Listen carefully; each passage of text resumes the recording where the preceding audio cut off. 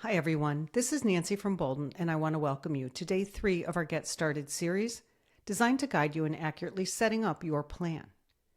In today's video, I'll discuss the overview page of the Boldin Planner.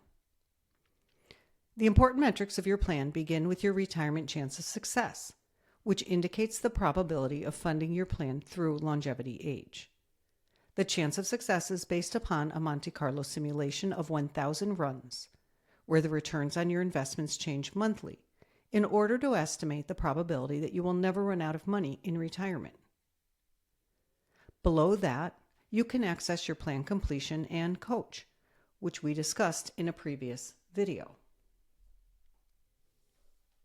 Moving down, the Financial Wellness Snapshot can help you gain valuable insight into financial wellness metrics such as your savings rate, lifetime effective tax rate, debt-to-income ratio, and more. I highly recommend seeing the snapshot. Next up is your net worth chart. This is where you can learn how your net worth changed in the last month and how your net worth changes over time, including the important milestones of retirement age and longevity age. The income versus expenses chart indicates how your income covers your expenses in average after retirement age. The income is based on a calculation of income streams, such as pensions and Social Security, as well as a 4% withdrawal from your assets.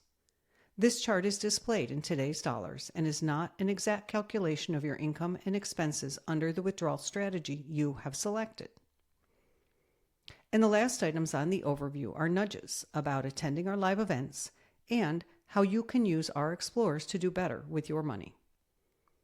Thank you for joining me in today's video. I'll see you in Get Started Series 4 to discuss the assumptions in the Boldin Planner.